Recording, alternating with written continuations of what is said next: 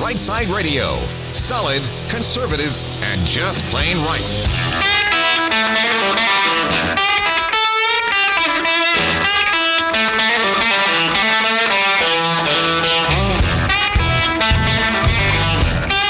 Alabama's syndicated news talk leader, Rightside Radio. Phil Williams here live in the Rightside studios. Man, we got the local, the state, the national, covering down on all the issues. And oh yeah, like the dude just said, solid, conservative, and just plain right. Well, welcome to it. It's the end of the week. Welcome to Friday, the day when you get to hear the applause and the sounds of the explosions. Hit it, buddy. Friday! All right. Big Rig's on the board. Hey, man, how you doing? Doing good. Yeah, too many things going at one time. You know what? I got to look back and think, why did we put the microphone on the opposite side of the buttons you have to hit? I don't know. I mean, I can stretch it over here. But I just feel like we probably made your life more difficult. Like you have to be facing one way. It's all right. I can. Mr. Chekhov, work factor 19, and you got to turn to the other side to get it done. All right. Anyway, nonetheless, here we are. Great day. Friday. We got a good show laid on for you. So yesterday, our friend John Wall, chairman of the Alabama Republican Party, he called me after the fact and said he was stuck in an accident traffic on the interstate at a place where he had no service and was just waylaid by the ability of with an inability to get on the air. He's going to be back today at 4 o'clock though, so we'll talk to him and get up to speed on what is happening. I want to hear him talk about it as the chairman of the Alabama Republican Party. What is happening with all the hoopla about the mere warning that was given to Democrats that you've messed up your calendars and you may not get on the ballot if you just don't fix it in the next 5 months. Anyway, we'll talk to John Wall at 4 o'clock on that, and then the rest of the show. Woo, we got some stuff, man, so hit it. The Triple Dipper. 3 stories you've got to know. That's right, the Triple Dipper, 3 stories, 3 themes you got to know as we run today's show. First out the gate, in conjunction with my monologue, it's going to be a little talk all about the Benjamins. You know, today they passed the largest general fund budget in the history of the state of Alabama. I'm saying, all about the Benjamins. But then you look at what's going on in the world right now. So they have a budget surplus, meaning they took too much of our money. And then on top of that, we've got Biden saying that Bidenomics is really working. It's awesome. Aren't things better? Not when you go to the grocery store and put gas in your car or anything else. All about the Benjamins. At the same time, they're spending money on the most ridiculous things that we don't need. We'll talk about that. Number 1, Triple Dipper, all about the Benjamins. And then number 2, got an update for you. The Second Amendment is currently being threatened again. It's just the way we live, right? Live free or die. That's number 2 on the Triple Dipper. We'll talk about the Biden administration's latest regulatory effort to curtail your civil liberties, your Second Amendment rights.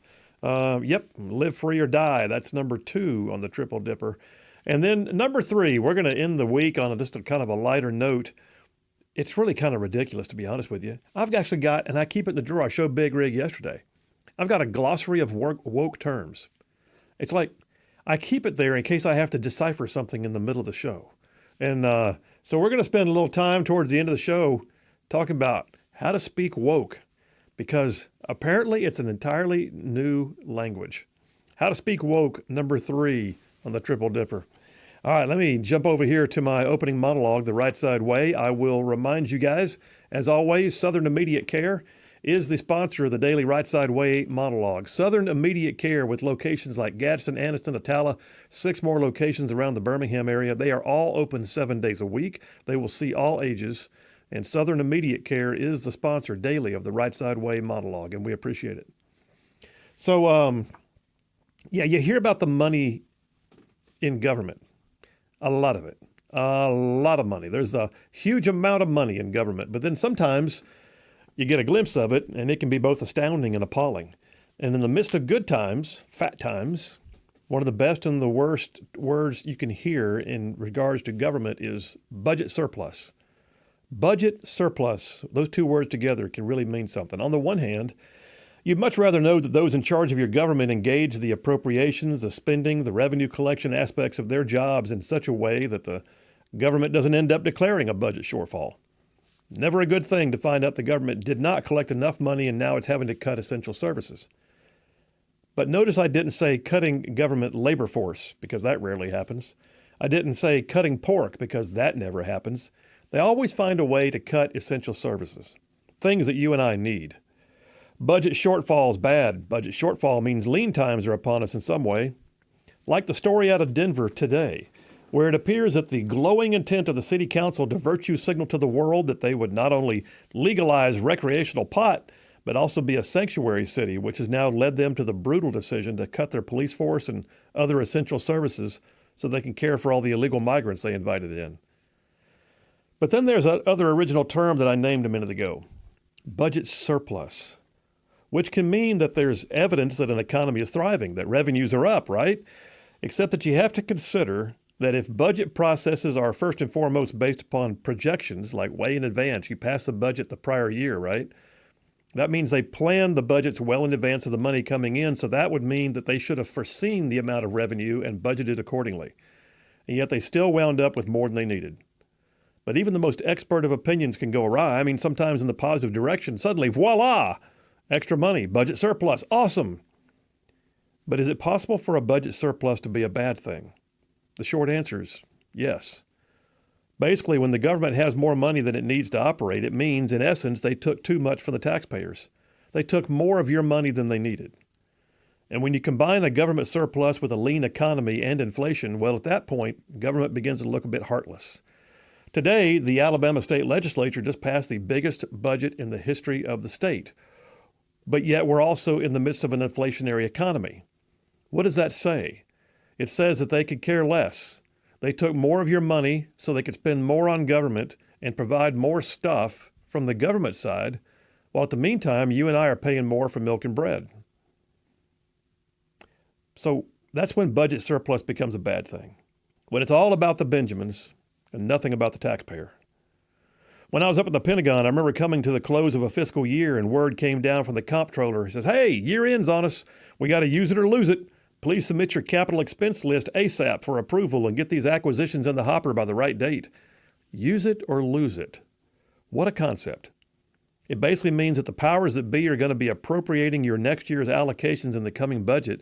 And if you wind up with money left over, they might not give you the same amount. Or God forbid, they might even give you less. So they just spend it real quick. Use it or lose it, right? Meanwhile, the average citizen runs their household and their private businesses just the opposite. In the private world, funds left over at year end equals success. You can issue a shareholder dividend. You can take a trip to Disney World, or here's a novel idea, you can put it in savings for a possible lean time in the future. Not in government.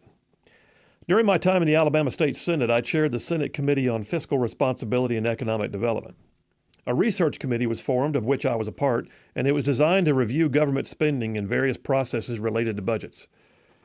I had recently discovered something that just chapped me, and I asked if I could use some of my time on that committee to do some research on Alabama's governmental departments and their independent budgeting. So I did. My secretary began putting together a notebook that just grew and grew and grew. We nicknamed the notebook Big Bertha. Left it out on my office for anybody to come by and review if they wanted to do so. You see, I had discovered quite accidentally that there was one department in particular that handled the state of Alabama's telecommunications, basically meaning the telephones. All the telephones in all the offices in the state buildings went through this one department's, and this department then billed the other departments for its services, like they were the phone company. So yeah, they made a good bit of extra money. They made money by billing other departments within government. So I got a copy of their records for the past 10 fiscal years, and I was shocked to learn they actually had what they called a rollover account. That's where they carried their extra money from one year to the next. So basically, this department appropriated funds through the budget like every other department in the legislative process, but then they billed other departments while on the taxpayer dime. And the other departments just factored that into the budget request, and they could care less. But the telecommunications department, they were not breaking even. Oh, no. They were profiting. They had a running budget surplus in the tens of millions of dollars, but yet they kept bellying up to the budget trough to get their tranche of taxpayer dollars in every single budget year. It was a self-licking ice cream cone, man, just perpetuating itself. So I decided to find out how many other departments had funds left over at the end of each year, and there were a lot of them, sitting on their budget surpluses, but yet still asking for more from the taxpayers. So I made them all come in for a public hearing and show cause as to why that should be allowed to continue. Some of them got mad, some were embarrassed, others were indifferent, but we were able to shut down at least some of it. Now listen, I'm not so libertarian in my views that I don't believe that government has a role. It certainly does. Essential services like infrastructure, law enforcement, the national defense, the court system, and a whole lot more, they have a definite place, and I know that those things cost money. I'm also not one who believes that politicians should work for free. You get what you pay for. You don't want folks to go bankrupt in public service, nor should they have to. But right now, Alabama is sitting on a massive budget surplus unlike anything we've ever experienced. But they are the less seemly kind of surpluses. They're the kind that comes from having received too much of your revenue during hard times. The goal should be at that point to be less about the Benjamins and more about the citizens of the state. But the federal government, it keeps printing money so it can build more wind farms and pay for research institutes to study the breeding habits of crawdads and subsidize transgender lifestyles. Meanwhile, the inflation numbers that came out yesterday clearly indicate that the economy is not where it should be. So we keep sending money to government. They keep spending it wholesale and patting themselves on the back for all the neato gee whiz stuff they get to do with your dollars. Meanwhile, a loaf of bread is now smaller and more expensive than ever before in the history of bread. So keep in mind that more money may seem better than less money, but more money taken from private citizens to fund government well in excess of what is needed should never result in a rollover account or a year-end profit. Government should not be in the business of making a profit on the back of the taxpayers. And there should never be a use it or lose it spending spree. Budget surpluses should be mandated to result in some form of revenue-sharing tax refund to the citizens of the state. And I don't mean a simple one-time token payment to appease the masses. Look what I did for you. Here's your measly little check. I mean reform. I mean stop taking so much in the first place. Maybe, just maybe, we'll see something one day that tells us the government, state and federal, cares more about the people and less about the Benjamins. And that's a wrap for the Rightside Way.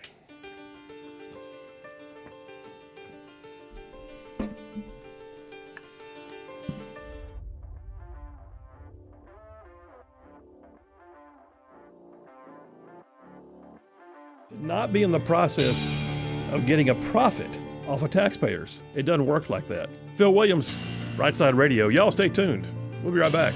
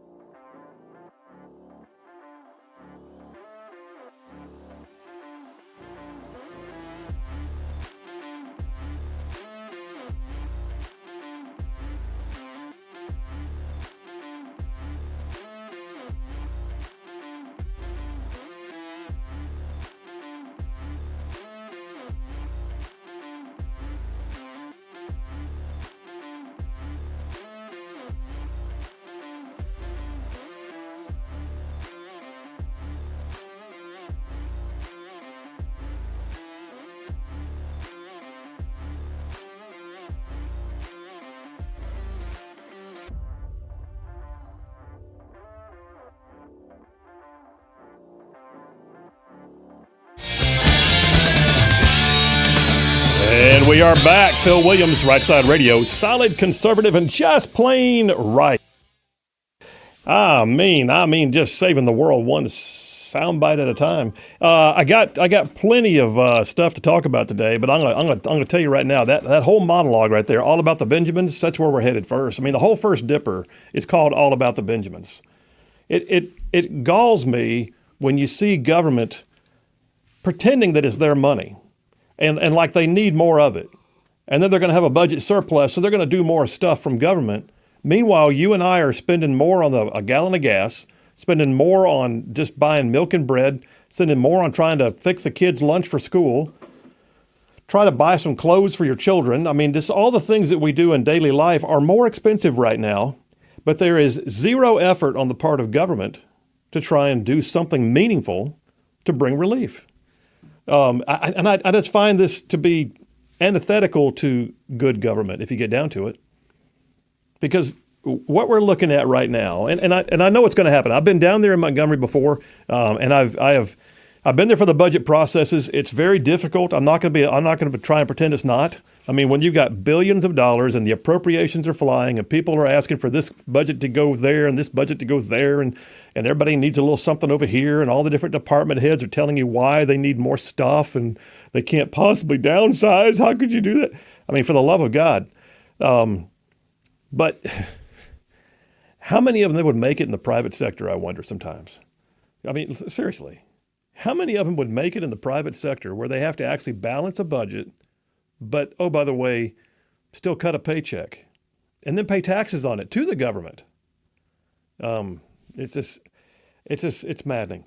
Text lines are open, 833-687-4448. Had a little bit of technical difficulty during the break, so if we entered back in late, I apologize. But nonetheless, we are here, 833-687-4448. That's 833-68-RIGHT.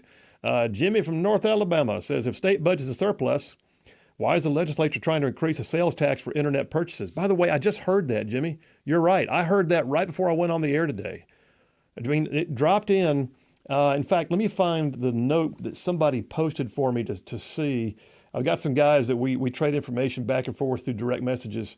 And he says, oh, where'd it go? Darn it, I can't find it now. Yeah, they're looking at raising the online sales tax. It's a bill carried by Representative Chris England, who's a Democrat. But apparently there's some Republicans that want to join in. Now listen, sales tax exists, right? Sales tax revenues on the brick and mortars may be down, but a lot of folks are still ordering by Amazon or getting their stuff, sent by the mail.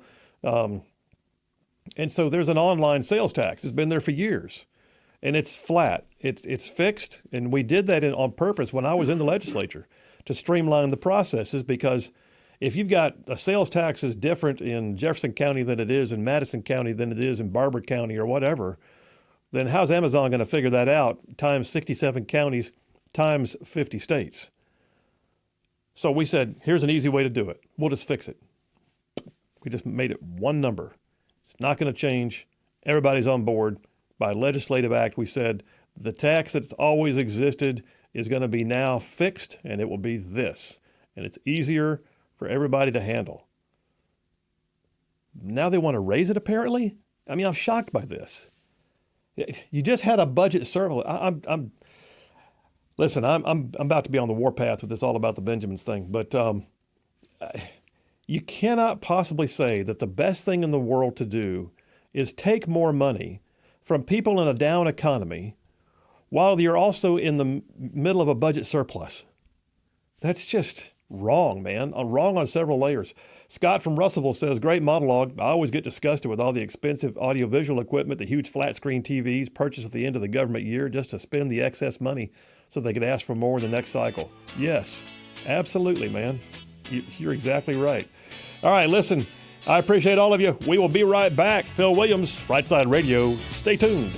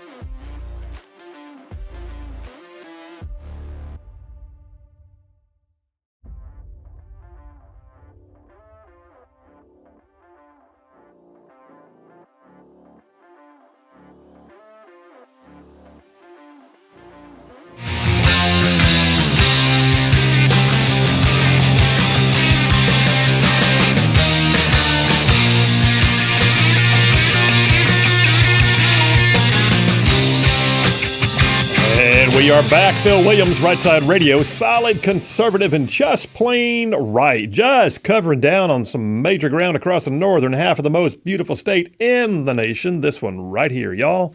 I'm just telling you, this show goes like way down south of Birmingham and up north of Huntsville and Tuscaloosa, back to Gadsden, parts of Georgia, Tennessee, and even Mississippi, all thrown in just for good measure. So yeah, story on 1819 News right this minute. All right, it was just posted a little while ago. The State Senate has now approved the largest ever $3.7 billion general fund budget. Well, that's cool. Now, here's the thing that I have found. Once you increase the budget, good luck making it go back later on. So what they just did was pretty much extend the future of expenditures ad nauseum. So there's, by the way, I will say this: there's a couple things that you need to know. So in Alabama, we do have some pretty solid budgeting processes. I'll say that, and I'm pretty proud to have been a part of getting them in place. So when the Republicans took over the legislature for the first time in 136 years in 2010, when my class got elected, we set about to change the fiscal landscape of the state. So the first thing we did is Alabama actually has a constitutional provision that requires a balanced budget. Cool. Sounds great, right? Except Democrats in the past had always just spent whatever they wanted to, just trusting that if they didn't get there, the governor would just call for proration. What's proration? Proration is where you get halfway through the year and the governor realizes he's not going to have enough money based upon current projections, and he's going to have to cut the budget in mid-year. Well, they passed a balanced budget. It was the governor that prorated it. No, legislature, you did a sorry job. During my campaign speeches, I used to always say, because they were prorating all the time, I used to always say, if your budget gets prorated in mid-year, it means it wasn't balanced to begin with. So there's that. In the last, that was 2010, so 2011 will be the first budget that we got a chance to really work on. So since 2011 now, 13 years, you have not seen the word proration in state government at all, because we changed the way we did some things. And one of those we did was we put in reserve accounts. Reserve accounts are now in place. Alabama is one of the only states in the nation that has two budgets. You have an education budget. All of everything that goes into education goes into the ETF, the Education Trust Fund. And all of everything else it takes to run the state, like highways and Department of Corrections and state troopers and the court system and mental health and whatever else, Medicaid, it all goes into the general fund budget. And so we put rolling reserve accounts now into both budgets. The first one we did was education. The education budget, by the way, is the biggest budget, partly because it's such a monolithic, it's a giant thing, right? All of education in Alabama is huge. When you take in K-12, the college systems, the two-year system, all of it. But all that to say, it also gets all of what we like to call the growth taxes for the most part. And we had to change some of that because the teachers union, with all of its power and clout with the Democrats before, had arranged it so that you could wind up seeing all of the good taxes, the growth taxes, the ones that go up in a good economy, like sales tax, all they fed the education budget. All the stagnant taxes, the ones that don't go up at all, like property taxes that tend to stay the same, those go to the general fund. So we had to change some of that. So your budget processes are better, and that's why you're still seeing the benefits of it through surpluses even now. And they're going to keep on spending it, apparently. I just realized I've got a caller on the line. I apologize. Let me just jump over there and grab that real quick. Mike from Harvest. Hey, Mike, thanks for holding. I was sitting there just talking away, brother. I apologize. Not a problem, Phil. Not a problem. How are you today, sir? I'm good, man. What's on your mind? Well, I had a question.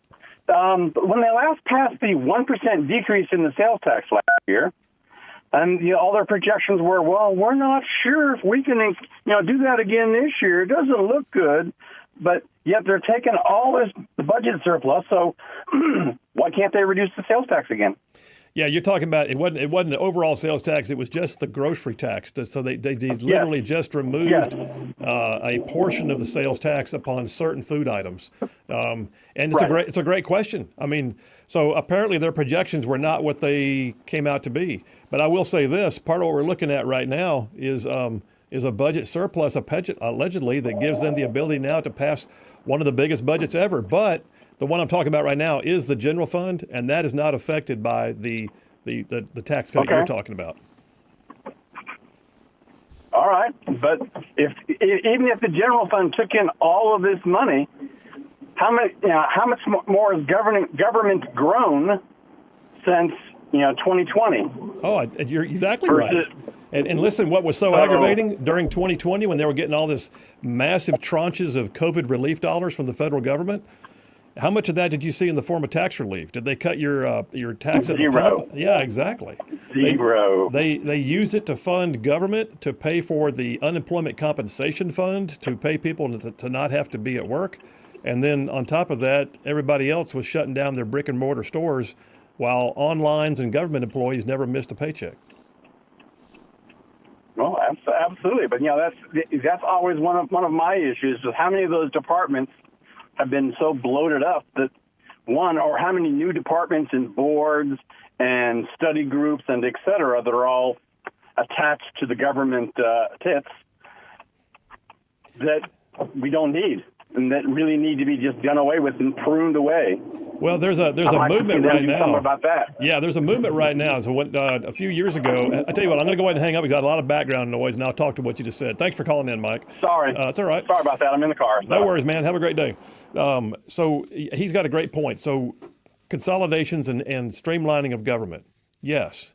When we came in 2010, one of the things that we tackled in the first few years was looking at what we called siloed institutions of government, departments that seemed to have overlapping, mission sets, and yet they were each one in their own silo, just doing their own thing, costing their own, some of them had software that was supposed to talk to each other and didn't, and it was like redundant services.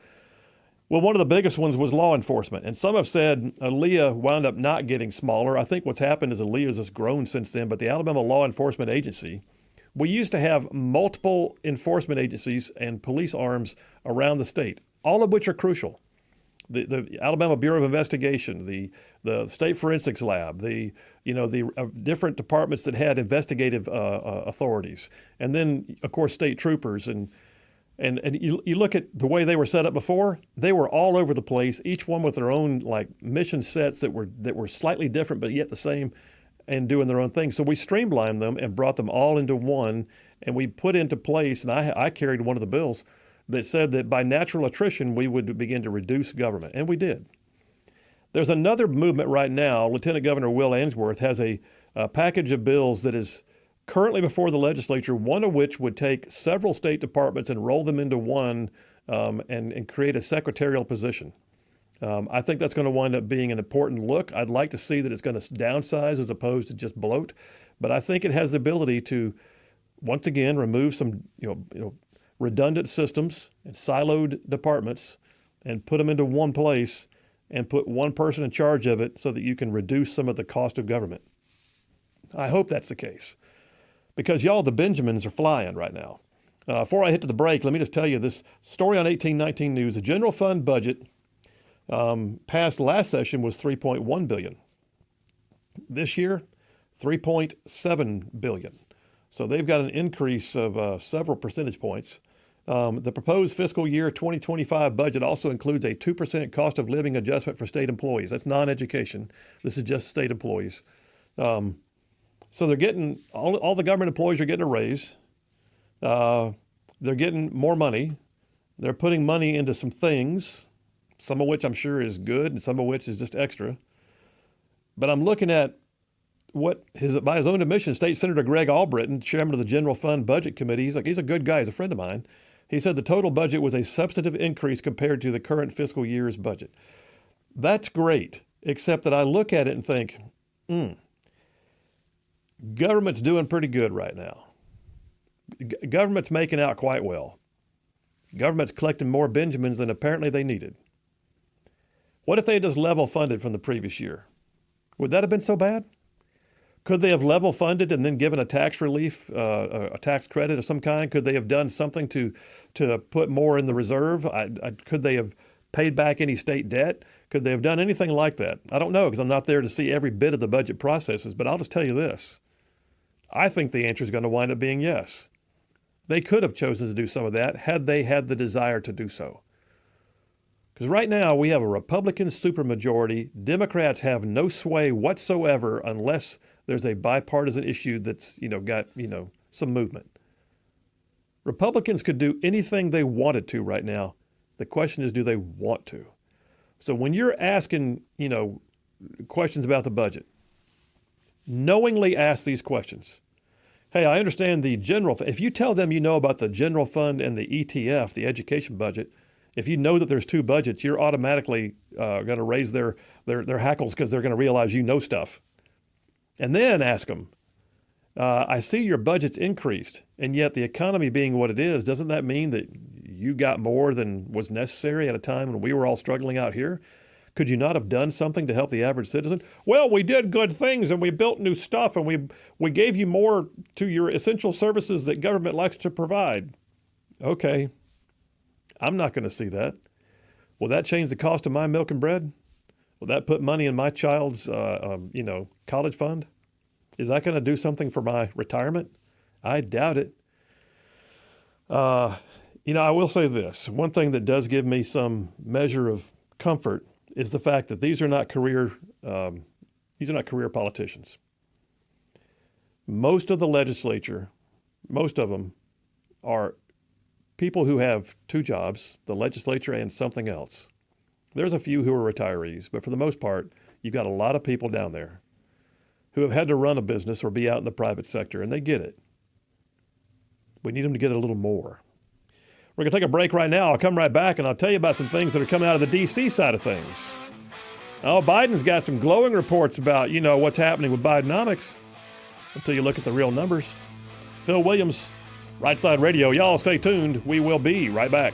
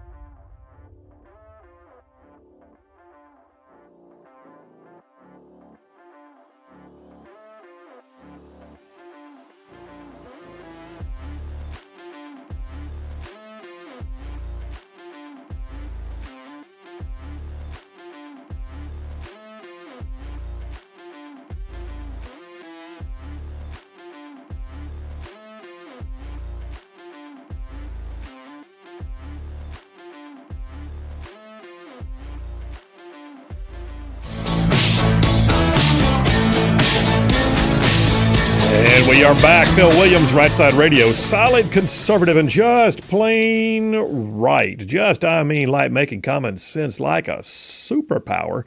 So, yeah, I'm in number one of the Triple Dipper here. All about the Benjamins. Government taking your money. Government got some money to spend. Got a little folding money, friend. You got a little folding money getting out back here. What's that line for? Oh, you've never seen Oh Brother, Where Art Thou, have you? Nope. Oh, my gosh. Okay. Man. I'm just going to have to get all these movies lined up for you and just say, tell me when you're done. I mean, there's some classics out there, brother. You got to see. Oh, Brother, Where Art Thou is a hoot. I mean, I heard it was a good movie. Oh, it's Just never seen it. It's one of the best one-liner movies ever made. I mean, there's so many. Anyway, that's what I did. I just quoted the one-liner. Oh, okay. I don't know why we're talking about this right now. Can I get back to the topic now? I think I shall. Okay. The folding money, yeah. All right, townhall.com's got a piece. Biden wasted no time trying to spin those March inflation numbers. So guess what? The March inflation numbers, they were not good. Shows that the consumer price index went up, I think 3.7%. Not where they thought it was going to be. It was surely going to be good. Inflation numbers on the rise for the third month in a row, says townhall.com. President Joe Biden, though, is attempting to spin the numbers as a success, claiming that they're still down from the highs under his tenure in the White House. This is like saying, okay, I was driving 80 miles an hour, officer, but I lowered it to 70 when I saw you. Even though the speed limit was 55, you can at least see I was slowing down. Okay, it doesn't quite work like that. You ruined the economy, and the fact that it's a little bit better than it used to be, but it's still climbing back in the wrong direction again, does not give you credit, Mr. President. God almighty. I mean, the spin is nauseating. He says, this is his quote, today's report shows inflation has fallen more than, you know what, I'm reading this in far too manly and assertive a voice. I need to read it more like him. Today's report shows inflation has fallen more than 60% from its peak, but we have more to do to lower costs for hardworking families. Prices are still too high for housing and groceries. You think? Even as prices for key household items like milk and eggs are lower than a year ago, are they? Are they really? He said, I have a plan to lower costs for housing by building and renovating more than 2 million homes. Come again? The President of the United States says that he's going to lower the cost of housing by building and renovating more than 2 million homes. Well, first of all, can somebody do the math? What's 2 million divided by 50 states? Big Rig, you got a calculator? Hit that one for me there. 2 million divided by 50. And just tell me roughly how many, I realize it's not going to be spread out that evenly, but just get an idea what that would even mean to us. But what's the number? What you got? It's $100 million. No. That's not what I'm asking you. How many would that be if there's 50 states? 2 million divided by 50. Oh, 2 million divided by 50. Yes. Okay. All right, the wrong math there. Okay, divided by 50, that'd be 40,000. 40,000 per state. Yeah. 40,000 new homes by state. This is ridiculous. Where's that money coming from? Here's the deal. The numbers tell a different story. Here's a list for you. You ready? Since Biden took office, this is fresh. Since Biden took office, gas is up 47.8%. Groceries are up 21.1%. Just going out to eat on the average is more than 20% an increase. Baby food, 30%. Why? What is it about baby? They know they've got you. You got to feed the child, right? Pet food, up 23%. Rent on the average is 20% higher than it used to be before Biden took office. I know the pet food is a lot more expensive. I used to spend like $16 for like a bag. Yeah. A big bag. Yeah. And now it's like $30. It's okay. Did they just start grinding up different stuff in there? It's double the price of what it used to be. Good gosh. Used cars are average of 20% higher than they used to be. Airfare, if you want to fly somewhere, 32% more than it used to be. This is nuts. And here's the thing. Real average weekly earnings are down 3%. So what we're looking at here is the cost of living has increased. The ability to absorb that cost of living has decreased. And yet Biden is saying, I think it's getting better. Really? Okay. He's attempting to spin the numbers is what we're looking at here. But here's the thing. Story on Daily Caller. He has no plans to pivot. What he's doing is great. What he's doing is fine. We can't pivot now. You know why? Because the pridefulness out of this administration is so great that they will not admit when they need to change policy. They can't do it. I mean, we saw Bush commit the surge in Afghanistan, change in policy. We saw a fiscal turnaround in the Clinton administration, of all things, and change the policy. We saw policies change during Obama. We saw policies change during Trump. And yet, right now, what we're looking at is failure at every level. The election's coming up. Wouldn't you like to think he'd do something that, like, people go, oh, thank you. Oh, appreciate that. Could you, I don't know, maybe build a wall? Could you, at the southern border, could you, I don't know, do something to lower the cost of gas? There's a great idea. Could we, please, just Mr. President, could we stop trying to pay off everybody's student loans and worry more about, I don't know, fiscal policy that impacts inflation? Is the Fed ever going to change the interest rate? In the meantime, the White House is reportedly planning to tout its efforts to lower prescription drug costs. Great, according to the Wall Street Journal. Jared Bernstein, the chief of the White House Council of Economic Advisors. By the way, what's his claim to fame? How do you put that job on a resume? What'd you do? I worked for Biden. I was his chief economic advisor. Okay, thank you for coming in. We'll talk more about it when we get back. Phil Williams, Rightside Radio. Y'all stay tuned.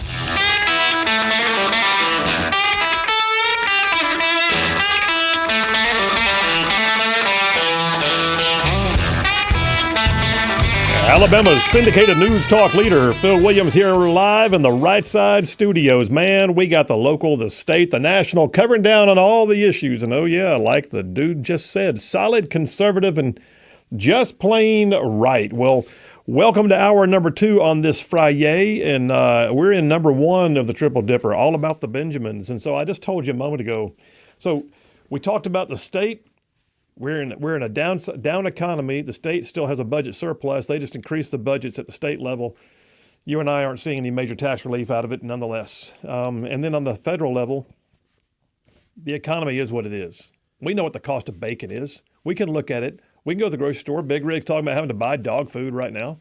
I mean, you know, if you make your kids lunches, it's frustrating. You see the cost of peanut butter going up, for crying out loud. But Biden has no plans, according to the Daily Caller, no plans to pivot, no plans to shift, nothing. The consumer price index went up 3.5% last month. It's a 3.5%. It's much higher than what was anticipated. Wall Street Journal says there is no claim, no plan to shift the policies. Jared Bernstein is the chair of the White House Council of Economic Advisors. And I was saying before the break, if you could hear it, I'll say it again. What exactly is his claim to fame? Can you imagine? He's going to leave this gig and go interview for another gig, and they're going to say, Mr. Bernstein, it appears here on your resume that you were the chair of the White House Council of Economic Advisors during the largest economic downturn in recent history. Yes, I was. Thank you for coming in. That's what we're gonna. Why would you hire that guy? He'll probably get some professor emeritus job so he can talk about how great things are that didn't turn out great for us. The president and his allies have abandoned the use of Bidenomics, though. That's kind of funny.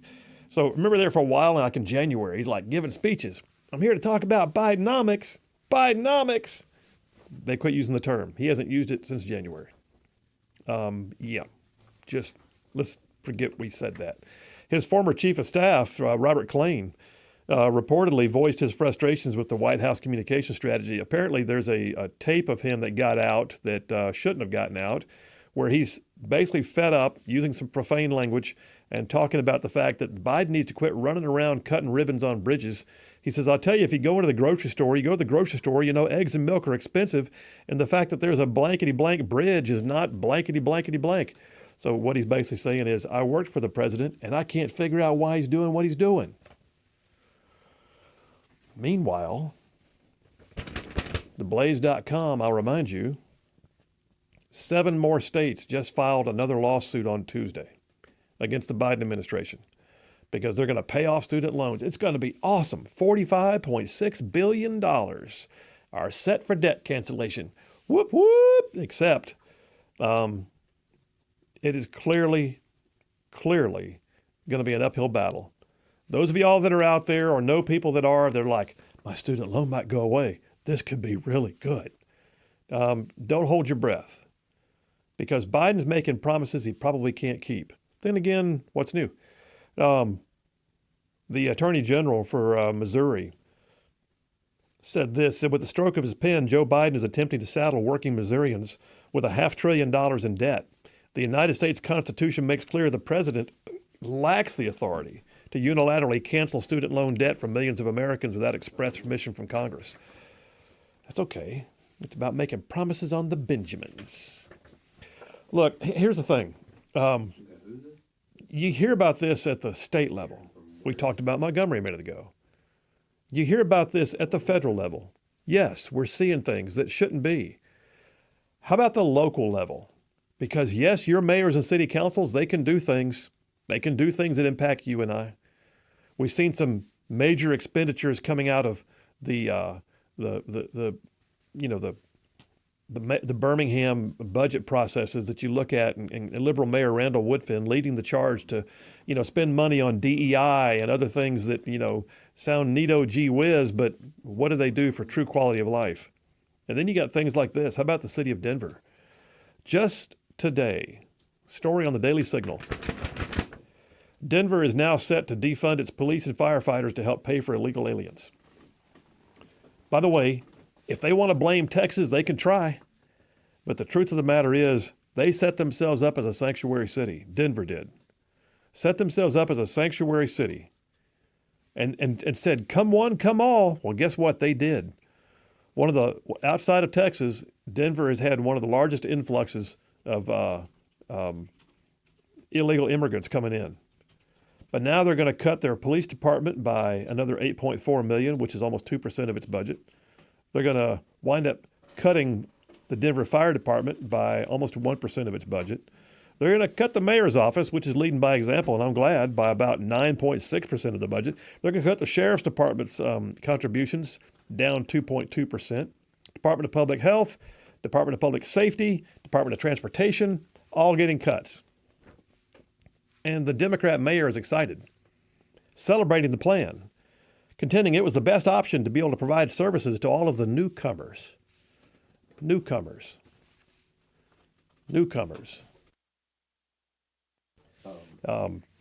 So yeah,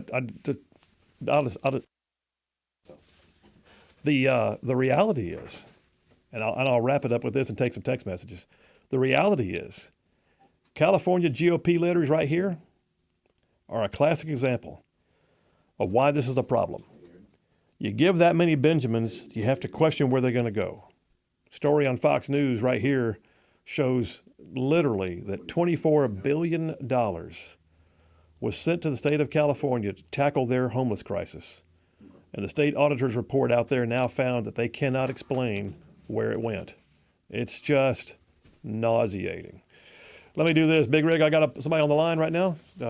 I can take that. Line one, Aaron from Huntsville. Hey, Aaron, how you doing? Hey, they can't figure out what they did with it, can they? No, they can't. Kind of like Rumsfeld on September 10th when he lost $2.3 trillion. That's with a T. And so earlier you were talking about Biden and how he's able to boast about Bidenomics and how great his economy is doing. Well, the reason why his economy is doing so great is because he's comparing it to Trump's economy. And so Trump is the one that started off the digital printing spree. And so he printed out $8 trillion, then he printed out $4 trillion. And so the only reason why Biden looks good is because Trump did so bad. And so I'm trying to understand. Why. Hang on. Let me get this straight.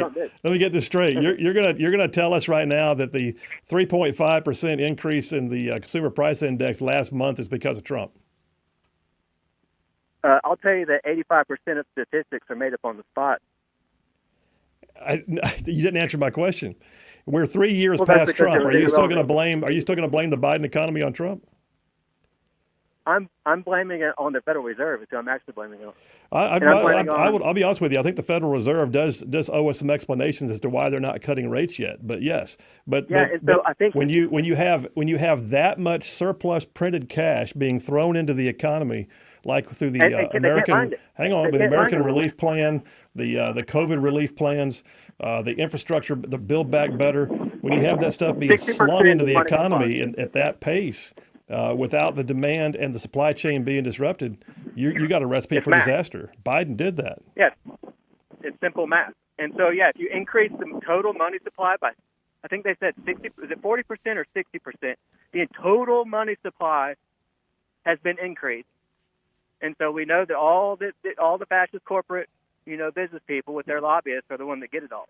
Okay, but I'm still trying to go back to your point because Trump was not a spendthrift. I'm not trying to say that but he did give us the Trump tax cuts. He did have several policies in place that drove the economy to a much higher optimal level. That's irrelevant. When you it's not. Print whoa! Hang on a second. You don't get to just interrupt. It's not irrelevant. You called in to ostensibly say that the problems we're having right now are still because of Trump because he did something a few years ago. He printed the most money. Yeah, he printed the most money. You think he printed more money than what the Biden economy has printed? Absolutely. Look it up. Multi-trillions of dollars of COVID relief and everything else. Build Back Better, infrastructure, debt reduction plan, so to speak. And you think that's all? What's the numbers? Well, Tell me the numbers. No, listen, you're the one who called in. I'll tell you the numbers. You want the numbers? Okay. Trump spent, I think, $12 trillion. I think Biden's at $9 trillion. No, that's actually not correct. You've got multi-trillion dollars more. Listen, this is not 20 questions. The bottom line is you called in here because you wanted to be able to blame Trump for Biden's economy 3 years after Trump left office. You don't get that joy. You don't. Trump shut everything down. Trump injected everybody with experiments. What you're looking at right now is you're looking at a Biden economy. So I'm assuming you vote Democrat. I don't trust any of these liars, dude. Okay, but I'm assuming you listen. The bottom line is you don't get the luxury of calling in 3 years after the fact and trying to pretend that the current president has no ownership over what is happening right now. Oh no, he's just following suit. All right, thanks for the call, man. He's a copycat. All right. Not going to work. I got a few text messages before we go to the break. Alex from Elkmont says, in 2006, I got out of high school, went to work on the Arsenal. The older guys I work with had already been there in every office building. We remodeled some 2 years ago, just so these government buildings could keep on getting maintenance budgets. Yeah, I've seen some of that on every military installation. Barry from Gunnersville, by the way, reminded me, Oh Brother, Where Art Thou is one of the greatest movies ever. Reminds me of his father, he says. Miss him dearly. Barry, it's an awesome movie. Unfortunately, my wife doesn't like it. So if I'm going to watch reruns of it, it has to be when she's not there, and that's just, why doesn't she like it? She's just, I don't know, something about it just gets on her nerves. I don't know. It's an odd movie, I'll be honest, but it's still good. JT Lacey Springs says, ice cream, our local grocer, a half gallon of Blue Bonnet, $9.84 out the door. Come on. And then Gary from Decatur, Bidenomics. That's almost as catchy as Obamacare. True that. All right, listen, we're taking a break right now. We're coming right back, and we'll be switching gears, heading to the new one. Live free or die, y'all. Second Amendment. Are they coming after it? Apparently. Y'all stay tuned. We will be right back.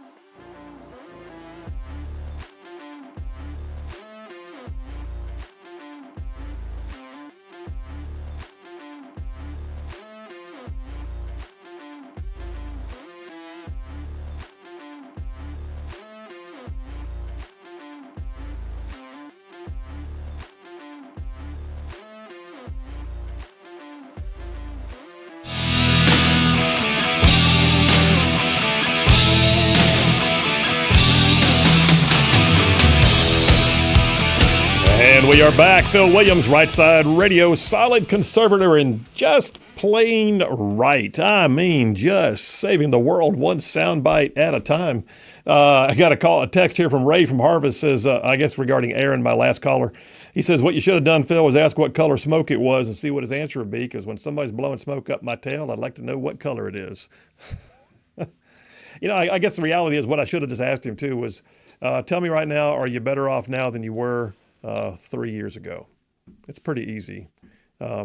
How's your economy? How do you feel about things right now? Is it in a better place than it was back then? He still would have blamed Trump, though. He still would have blamed Trump. Navy Phil from Athens. Phil, you attempted to reason with a Bidenette. Yes, it's true. Jim from Huntsville. Hey, Phil, the last caller proves that liberalism is a mental disorder. Okay. He's getting worn out. All right. Hey, listen, we're going to switch gears right now. So yesterday I had a story, right? You may have heard it towards the end of the day about an 85-year-old lady who, and this is out in Idaho, who was awakened at 2 a.m. by a guy who broke into her house. And he was wearing a ski mask. He had a pistol. He dragged her into the main room of the house. He handcuffed her to a chair. And then he put the gun to her head and demanded to know where her valuables were. This went on for a bit of time. She told him she didn't have anything. She told him she didn't know what he would want to get from her. And finally she said, just to distract him, said there's a couple of safes in the basement. So he went down in the basement to try and find things. And while he was downstairs, she dragged that chair to her bedroom, got her .357 Magnum, and came back to the main room and sat and waited for him to come back upstairs. And when he did, she let him have two rounds of .357. And in the meantime, though, he started returning fire on her. She was shot. I mean, I'm talking like an arm, a leg, once in the main torso, and I think one in the shoulder, I think. But anyway, she was shot 4 times. But she got him twice. He expired from his wounds when he stumbled to the next room. She then lay on the floor for 10 hours. She did have I don't know what his status was, but she had a son who lived in the house with her who was in some way, challenged, and I don't know to the extent, but he apparently slept through everything. He got up and found her the next morning, and she was able to tell him to go get her phone, and she called 911. Laid there for hours, bleeding from her wounds. What my point is a good guy with a gun can stop a bad guy with a gun. And the Second Amendment is an important piece of your civil liberties. It's one of your rights, not a privilege, not a accommodation, not just an opportunity. It's a right.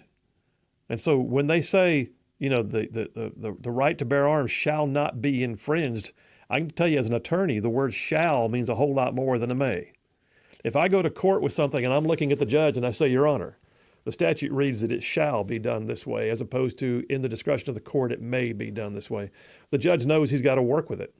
There's no way around it. It shall be done. It shall not be infringed. So that lady stood up under some extreme duress. And it got me to thinking about what's going on with our Second Amendment. There's a constant assault by the Biden administration on our Second Amendment rights. It is, it's one of many. I mean, let's be honest. They have denied religious accommodations for any number of things, to include, vaccine mandates and all of it. They have imposed themselves upon people's right to assemble. They have denied people the right to speak. They've tried to censor your speech. And in the middle of it all, just one more thing is your Second Amendment rights. Live free or die, y'all. I'm about as pro-gun as they come. And if I had more discretionary income, I'd have more guns. But the reality is they are determined right now, to bring your Second Amendment to heel. Biden has made some more recent comments once again. Well, and by the way, he made the false claim that he used to teach the Second Amendment. He makes more. Why he's allowed to make up his resume boggles my mind. That's another story. I could do a whole dipper on the lies he tells about himself. I was raised in a Puerto Rican community. Well, I was raised in the in a black church while I was Corn Pop was a mean dude, and then whatever else. But here's the thing: the Second Amendment is something that people in other countries have recognized. We got a sound clip that when we get back from this, I want to play you of a young lady who was taking David Hogg, the anti-gun activist, to task. He was once again speaking about how we need to curtail the ability to own firearms, and she's lived under communism, and she gave him what for. So when we get back from this break, I'll play you a clip, and then start talking through some of the latest attempts to curtail your Second Amendment rights. Phil Williams, Rightside Radio. Y'all stay tuned. We'll be right back.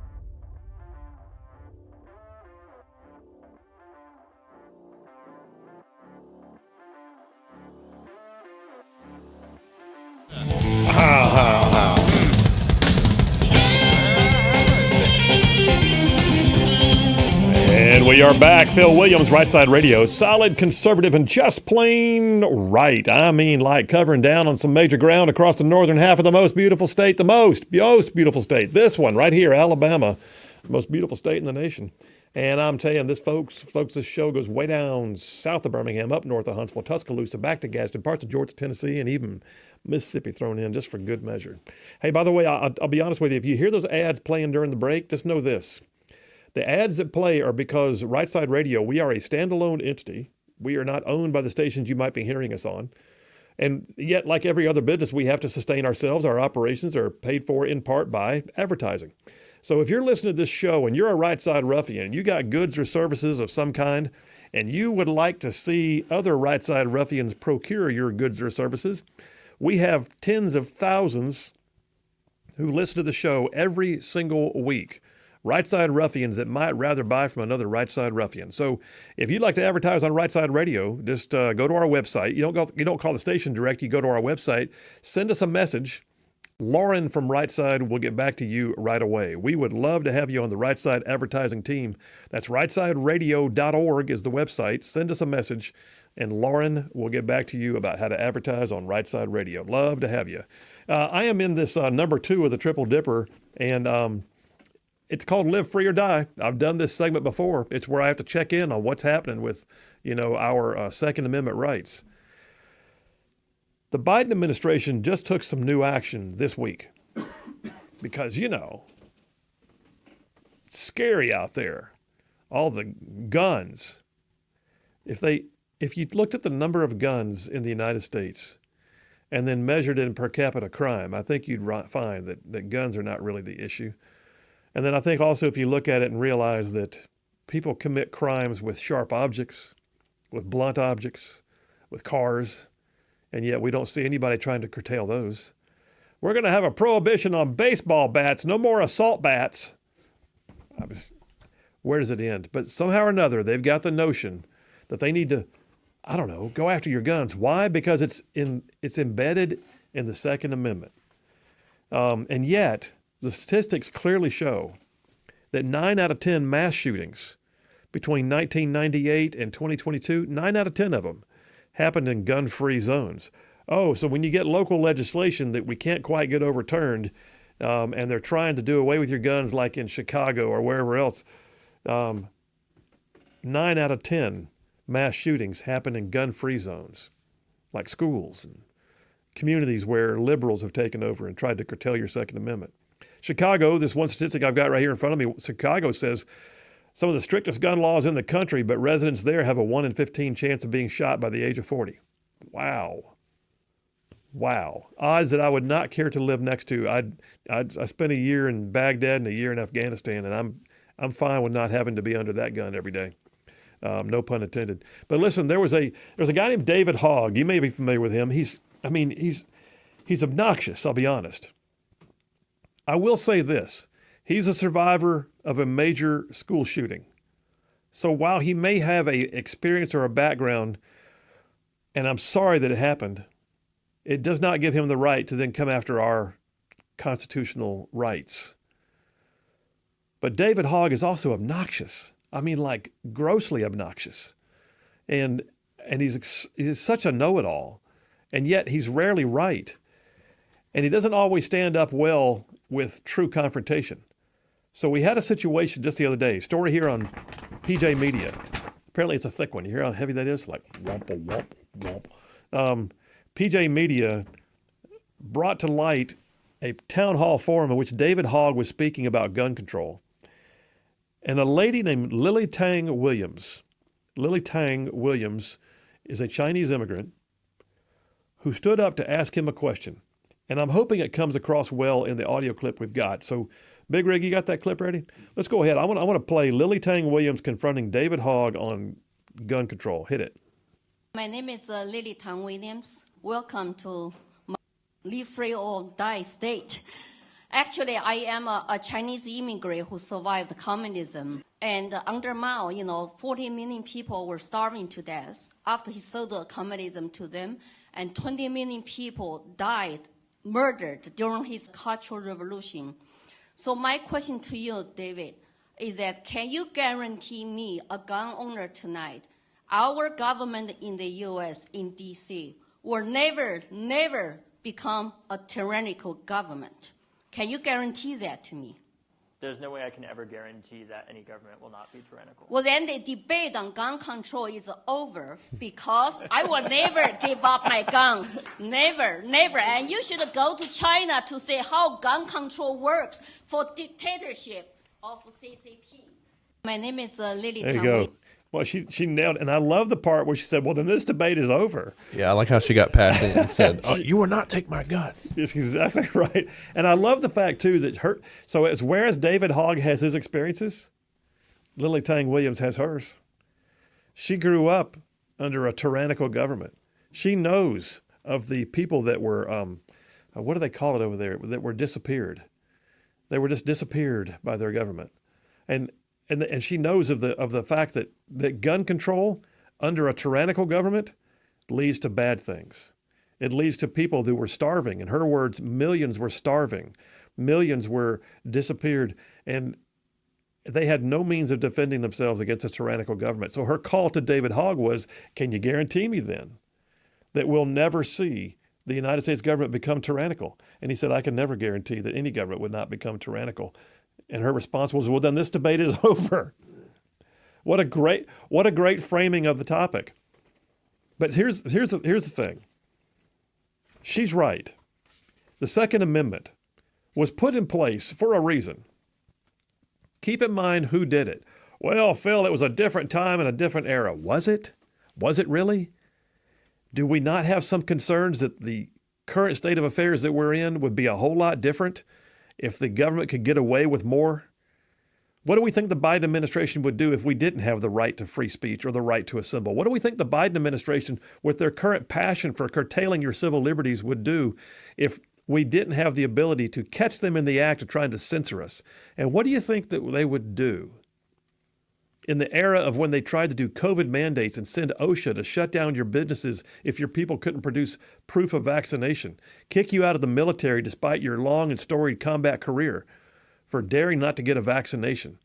What do you think that the Biden administration would do if they didn't have to worry about a Second Amendment? If they knew that the people had no means to control the flow?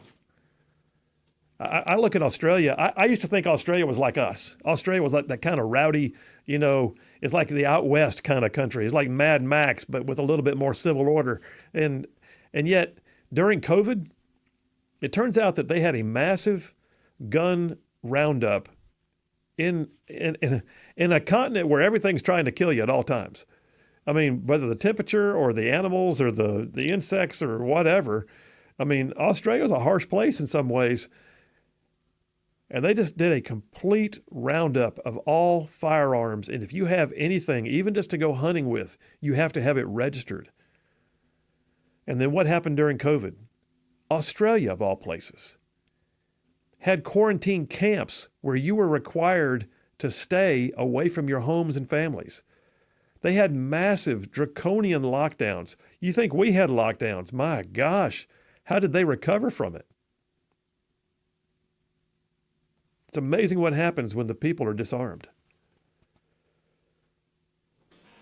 Stories here. I got this one I told you about from PJ Media. I picked up some more from crimeresearch.org. Crimeresearch.org has got some stats. So there's a lot of talk right now, the Biden administration, about assault rifles. We got to get who needs an assault rifle? You couldn't own a cannon. Sure you could, actually. You could own your own battleship for that matter. But it turns out that mass public shootings, only with a handgun, or 58% are just with handguns. But they're gonna go after your assault weapons, magazines. Yeah, you don't need a 30-round magazine. Sure, I do. We'll give you a 10-round magazine. Well, just so you know, I can change out that 10-round magazine pretty fast.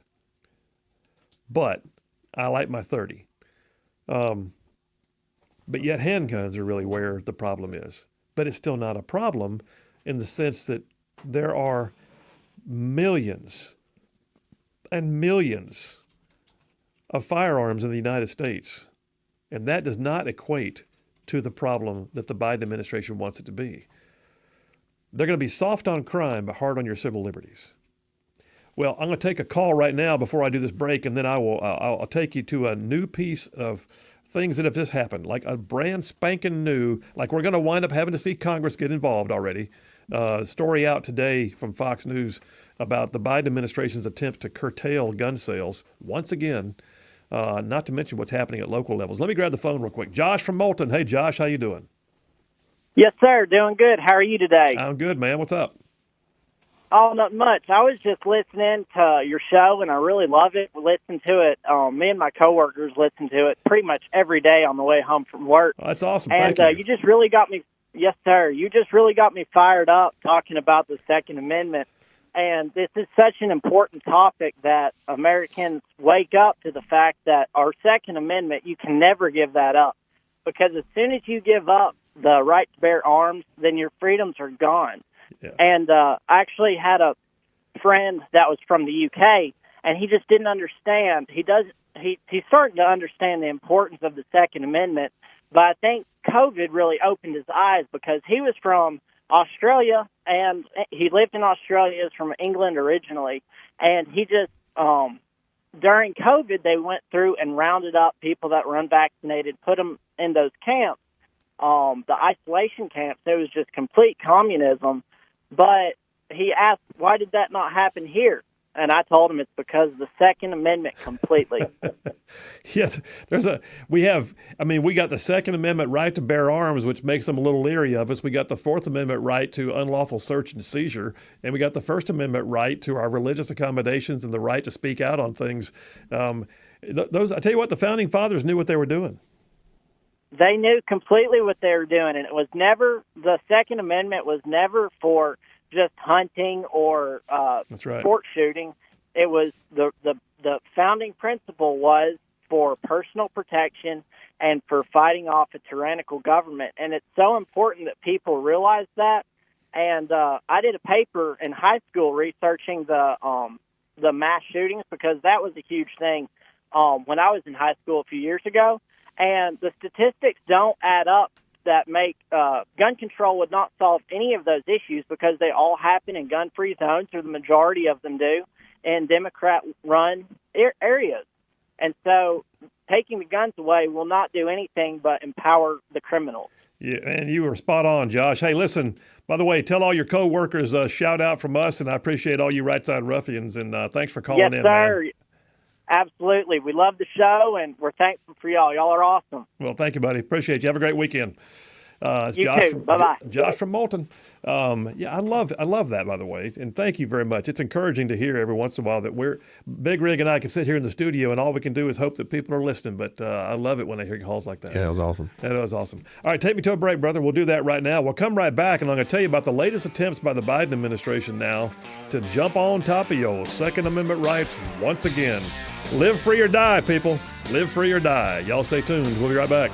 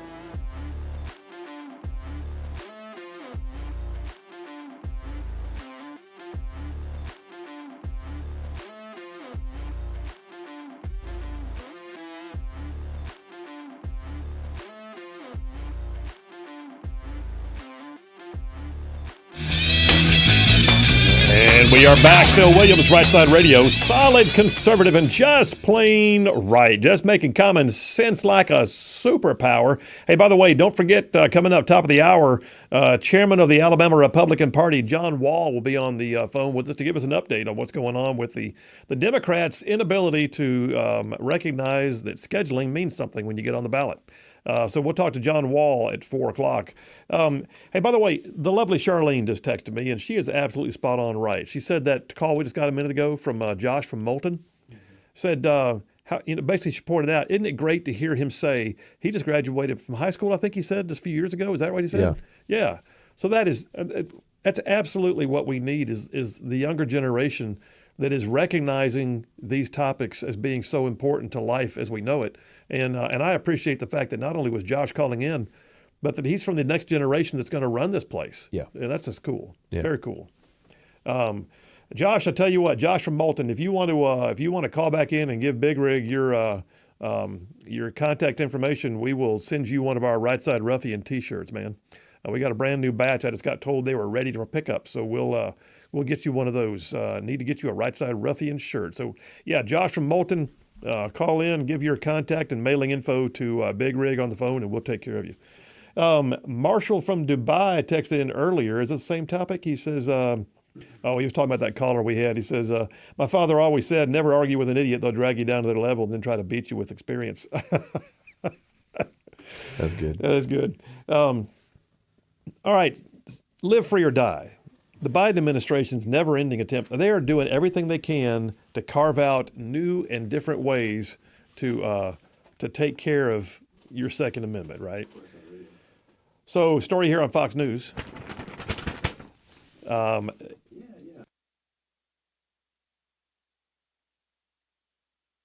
I'm sorry, I had to stop. So we're getting Josh from Moulton's information right now. President Biden's administration is preparing to enforce a new rule that would greatly expand the number of people who sell firearms required to carry out background checks. Okay, listen, here's the thing. If they can't get it on you possessing it, they're going to get it on you being able to access it. They're going to find a way to curtail sales. They're going to make it more difficult. They're going to put red flag laws in place. They're going to do everything they can. And right now, one of the things they're checking is dealers. Or they're putting a gut check on dealers. Gun stores already jump through so many hoops to make sure that they stay in compliance constantly. And they're even making that more difficult, by the way. But right now, a brand new administration rule, by the way, it's a rule. It is not a law. It is a rule. This is called legislation by fiat. The administration rule would apply to thousands of dealers who make sales at gun shows and other venues outside of traditional gun stores. So they're going to say that every gun show where you sell firearms, you got to be treated like a licensed dealer with a brick and mortar store, and you're going to have to do a background check from on site. Okay. I can see this being a bad thing, but Biden's all excited about it. This is going to keep guns out of the hands of domestic abusers and felons. How? How's it going to do that? Pray tell, Mr. President, why is it you think that felons are already going to go about the law-abiding way of acquiring a firearm? Why is it you think that the criminals are going to care anything at all about the law when it comes to acquiring a firearm? If you're worried about automatic weapons and you're worried about a so-called assault weapons and you're worried about firearms in general, and you're going to make it hard for the law-abiding citizen to be able to access their civil rights, don't you think for a second that the criminals, because their very nature is criminal, could care less about your regulation? Anyway, Attorney General Merrick Garland said anyone who sells a firearm predominantly for profit must be federally registered and conduct a background check on the customer. This is going to force upwards of 20,000 firearms dealers to start conducting background checks on top of the 80,000 that already do so. It's kind of nuts, but I will tell you this. Congress is already getting into high gear. Story here on the Daily Caller. Congressional Republicans will introduce legislation to repeal the Biden administration's latest regulation. They have a thing they can put into place, which is, what's it called? See where it is, a joint resolution of disapproval. A joint resolution of disapproval under the Congressional Review Act allows them to overturn unconstitutional rules. Bottom line is, this is a lawless way of handling things. It's the Biden administration once again saying, you know what? I learned from my predecessor, my previous boss, Barack Obama. I got a phone and a pen. I'm going to do what I want to do. It's unreal. Live free or die, folks. All right, listen, coming up next, we got Chairman John Wall calling in. Y'all stay tuned. We will be right back.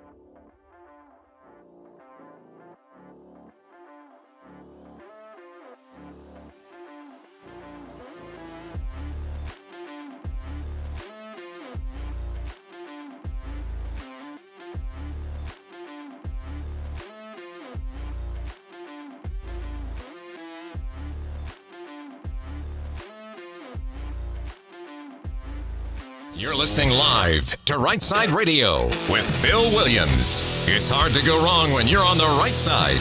Rightside Radio. Solid, conservative, and just plain right.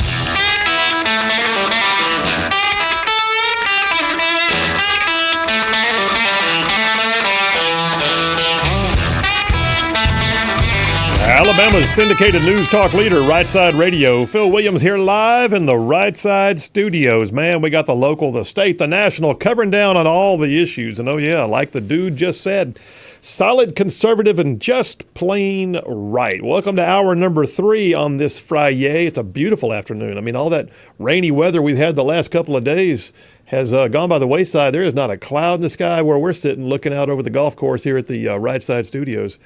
Man. That's goodness. Hey, listen, I am pleased to say that yesterday we were not able to get John Wall on the phone. He had a traveling jam up that put him in a place where he couldn't get access to a good signal. And so we talked yesterday afternoon. He said, man, let me back on. So, yes, today, Chairman John Wall of the Alabama Republican Party is on the phone right now. Chairman Wall, how are you doing? I am doing well. It's good to be on the show. Well, thank you for making time, and I'm sorry it didn't work out yesterday, but I'm glad your travels went well. I know you were headed to a speaking engagement, too. I hope you made it on time. Yes, I actually did make it on time by the skin of my teeth. But, look, when you're in leadership, it's fashionable to be just a few minutes late. Oh, okay. At least that's what I tell myself. That's right. Just keep telling yourself that, and it'll all be okay. Hey, listen, I wanted to get you on because of your position as the chairman of the state party, one of 50 people like you in the nation.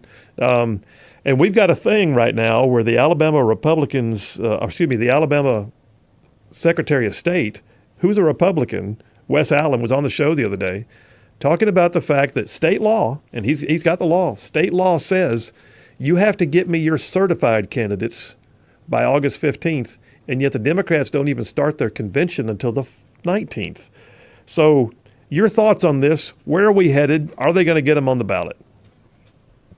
Yeah, well, first thing, I want to make sure everyone realizes what's really going on here. I was doing an interview with national ABC News on this yesterday, or the day before yesterday, and I was talking to them, and they just could not get it through their heads. We are not talking about the Republican Party or Republican legislature or a Republican Secretary of State who is trying to keep Joe Biden off the ballot. We are talking about the fact that the Biden campaign and the DNC are going to miss the deadline. This is on them. This is not a new rule. In fact, this law was originates back, I think it's 1975, and passed under a Democrat legislature and a Democrat governor. So let's be clear. This is not even Republicans going after Joe Biden here. This is the fact that Joe Biden and his campaign have made a terrible political error. And it comes down to one of two things. One, they're so inept they cannot even run their campaign and understand basic election laws and timeframes. Or two, they don't care about the voters of Alabama. It's got to come down to one of those two. Yeah, I mean, the reality is if you're not on the ballot, nothing else matters. Ballot access is sort of one of the keys, and so I would think they would look around and go, okay, what are the dates, fellas? Everybody got a plan. We know the dates. And here's the other thing too, John. The reality is there were some gaffes in scheduling like this just in recent history in 2020, and yet despite having seen these issues in 2020. They made the same mistake again in 2024. No, that's exactly right. And look, we were front row on that at the state party. I was not chairman at the time, but 4 years ago, the Republican convention was just out of the window as well. And it was actually the state parties and RNC legal counsels caught that very early in the process, immediately when they were scheduling the convention. And they had actually worked out a solution before the convention was finalized. And so even though the solution came later through legislation, they knew there was a problem, and they found a workaround. And I think that's what you have to look at here is literally the Biden administration didn't even find this. The Secretary of State of Alabama actually did them a favor by alerting them ahead of time. Yeah. Yes. It's crazy. He gave them 5 months advance warning. That's right. So no, I think this is a scenario where the Democrat members of the Alabama House and Senate are going to have to get a bill together, and they're going to need to come hat in hand to their Republican colleagues and try to convince them that they need to pass something to extend this deadline. Yeah, I mean, you've got other states right now that have been just, out of whole cloth, been carving up their own state laws to just find ways to get Trump off the ballot. Whereas we've got a Secretary of State who's being blamed by the liberals for, trying to somehow steal the election, when the reality is what he did was give them advance warning. And, oh, by the way, he did so while the legislature is still in session so they can get it done if they have to. Where they actually have time to find a remedy. No, the way the media is twisting this is really unfortunate, because the bottom line, and this is just the fact of campaigns, every single presidential campaign has deadlines. They know, whether that's the delegate process, whether that's the convention process, whether that's candidate certification. These are not new things. Every campaign has to work with these. Everyone has to deal with them. And I think we have to ask a big question here, and that's if the Biden campaign and the DNC, the Democrat Party, if they cannot run a very simple presidential campaign, how can we expect them to actually be able to run our country? And perhaps that is why our southern border is in shambles. Our economy is going down the drain, and our foreign policy is the laughing stock of the free world. Yeah, I would agree with that wholeheartedly. I mean, I look at it and think it's amazing that you want a repeat performance. You want to redo, and yet in your own campaign, you're right. In your own campaign, you can't meet the most common of guidelines, the deadlines, the milestones. And John, you and I both know, and you see it from your party leadership position, and I've seen it just from running for office myself, is that it's the little stuff like this that will unhinge a campaign, because it means you paid attention to the details or you didn't. Like, did you get your campaign finances filed on time? Did you do them in the right order? Did you list things correctly? Did you talk about how your expenditures are broken down? And for that matter, did you do all your filings to include your certifications on time? And if you can't do those things, you shouldn't be in office. That's exactly right. And the most disappointing thing of it all to me is when you make a mistake, because mistakes happen. You find out a lot about someone's character and a lot about their leadership by how they handle it. Yeah. And what the Biden campaign has done, instead of saying, "Oh my goodness, we made a mistake, could you help us fix it?" is they look for someone else to blame, and they're trying to blame Alabama Secretary of State. And that shifting blame and trying to act like they don't have any responsibility, that is bad leadership, period. Yeah, it really is. And let me ask you, you and I were talking off air just briefly before we came on. Did you tell me that there was a new letter, a response from the Biden legal counsel? So there was. So Biden's legal counsel sent a letter to the Secretary of State on this issue.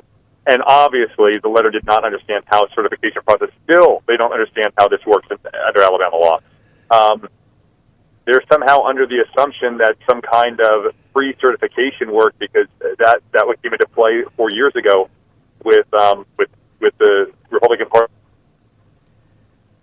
Oh, did we lose him? The law. There's a week time frame for a campaign for a state party to amend the filing.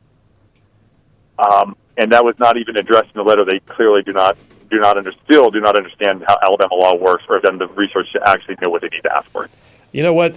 Most states, you would be able to default to calling your state party heads and asking them to run this to ground for you and tell you what to do.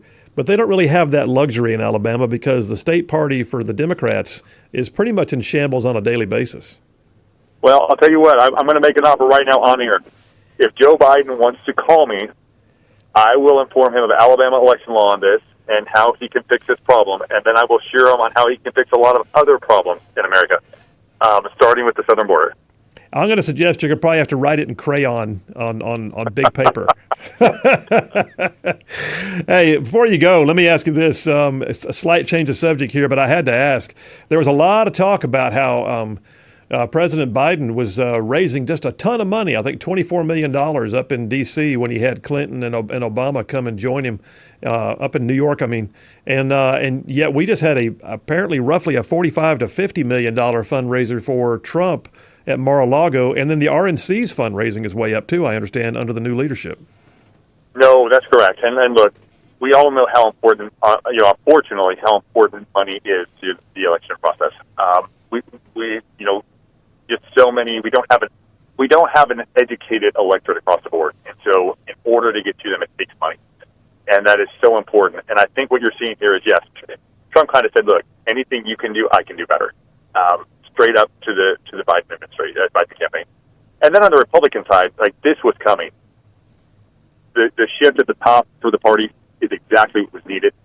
Breath of fresh air. Watley and Laura Trump are doing a tremendous job. They're working hard. The fundraising coming in. It's because people are seeing that change, and they're seeing a more aggressive RNC that cares, and that's really supporting the grassroots and getting involved and making a difference. Yeah, well, absolutely, and I hope so. 'Cause I do know there is still a fundraising deficit. I think last time I saw the war chest, Biden had $192 million to Trump's roughly $90-something million, so almost $100 million more in the bank, if I recall. Well, that's true, but you got to remember that Biden did not have a primary, and that he also doesn't have a bunch of legal bills, as the Democrats try to just constantly bite at the heels of Donald Trump and tie him up so he can't get out there and campaign. Yeah, absolutely. All right, listen, there's so much more we could talk about, but right now I just want you to know I appreciate your time and thank you. And so when Joe Biden calls you, by the way, and asks for your help later on, please make sure you let us know. And if you can record the conversation, that'd be awesome. I'll do that. I'll come on the show and give you a report on the checklist of how to make America better. Okay. All right. Chairman John Wall, Alabama Republican Party. Thanks for your time, man. Have a great weekend. Good to be on the show. All right. Take care.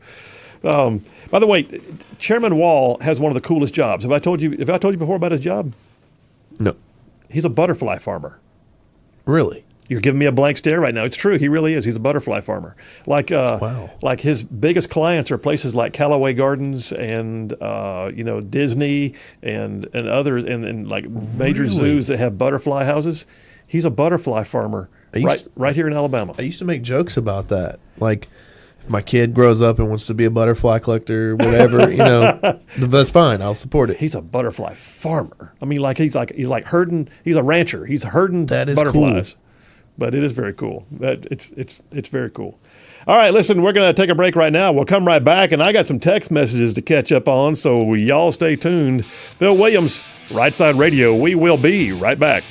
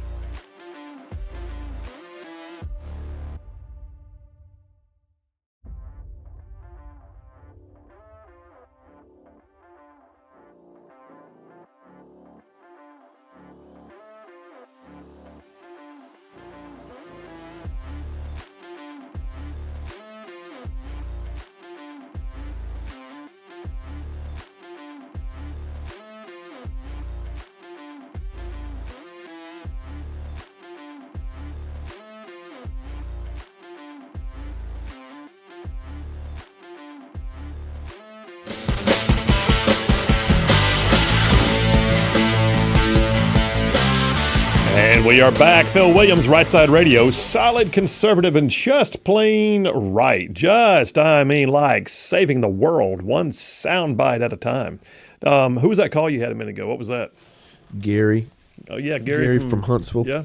He said about that guy who called in earlier. Yeah. He said anytime a liberal says, show me the numbers, that means that they don't have all the facts. Okay. Thank you, Gary. Appreciate you. I got some text, man. Let me catch up on some text here. David from Athens, he says, Phil, don't write in crayons. You need to draw pictures with crayons. You're right. I should. It's all in. You're right, David. Thank you for squaring me away. That's David at Buc-ee's, by the way. Phil from Athens says, Phil from Athens, but the Democrats do not care about the deadline because they have no penalties for anything, and the Alabama Republicans up there are going to roll over and give them their way, mark my words. So I'll be honest with you, Phil from Athens, here's the thing.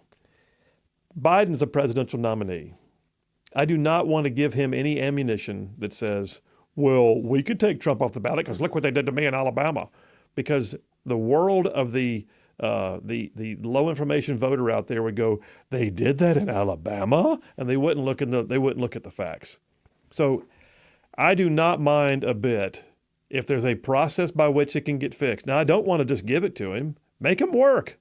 Make them do the thing they're supposed to do. Make them actually file the right paperwork or request the legislative process to work. Or, how about this? Democrats in the House and Senate down in Montgomery, you're in session right now. Maybe you guys should be floating a bill. And the Republicans will help because they should. I think they should. Now, granted, Phil from Athens, I agree with you. On the one hand, I would love to see a little smack around here. But I just think it would bounce back on us. So let's just don't do it. Let's let the process work the way it's supposed to. And if they can fix it, if they don't fix it, well, okay, that's their fault. But don't let it be that, we just blew it off.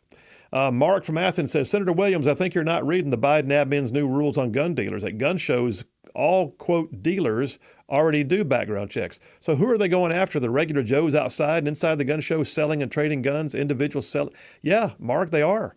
Anybody at those gun shows who's dealing in things that they want to control, whether it be, assault rifles or, some automatic weapons or I don't know. But the bottom line is this. Yes, that's what they're doing. They're saying everybody right now at these gun shows who does not currently have to run things through a background check, but is selling something that might otherwise be controlled, is going to have to go through a background check. It's nuts. It's absolutely nuts. George from Huntsville says Biden's trying to make anyone selling a firearm be a licensed dealer with his rules. Yes, that's exactly what he's doing. That's exactly what he's doing, George. Marshall from Dubai says again, he says, after David Hogg runs his mouth about gun control, I won't listen to someone who doesn't know which end of the tube the round comes out of. He said, David wasn't there when the shooting took place. He was riding his bike heading to the school. The dude has the physique of a ferret on chemotherapy. Wow. And then he says, proud right side rocks. Thank you, brother. Dustin from Hillsborough says, I think we're arguing some of these issues incorrectly. We should tell the libs, if there's a list of who does and doesn't have weapons and dictator Trump gets elected, quote unquote dictator, he wasn't calling him anyway, should there be a list of those who aren't armed? Sounds like the path of least resistance. They're worrying me with that one. Jeremy from Huntsville. You got somebody on the line? No, okay. Jeremy from Huntsville says, I have no problem with anyone getting a background check purchasing a firearm. If a criminal can get a firearm for a cheaper price from a dealer versus a street hustler, why wouldn't they? That's what's going to happen, Jeremy. He's going to shut down crime. It's these felons and domestic violence, perpetrators. They're going to get caught. No, they're not. They're going to go in the back alley and they're going to trade a few bucks and a few hits and they're going to get the firearm of choice. Anyway. Chris from Gadsden says, okay, thank you, Chris, for correcting my grammar. Anyway, Jimmy from Delrose, Tennessee says, Phil, please remind the listeners that the AR, as in AR-15, does not mean assault rifle. I agree. It's Armalite. Oh, he says that. It's Armalite rifle, which is the civilian name for the military M16. Yes, it is. The AR platform is the much vaunted from the Armalite, the original maker. Tony from Franklin, Tennessee says, remember the Japanese admiral, a gun behind every blade of grass. I don't know that I know that quote. but it's pretty apropos. In America, there is a gun behind every blade of grass. Yep, from my cold, dead fingers. Glenn from Bluntsville. Oh, he's talking about the 30-round magazines I was talking about. He goes, just tape 2 magazines together upside down, one from another, and you're back to 20. Yes, indeed. All right, folks, Phil Williams, Rightside Radio. Y'all stay tuned. We will be right back.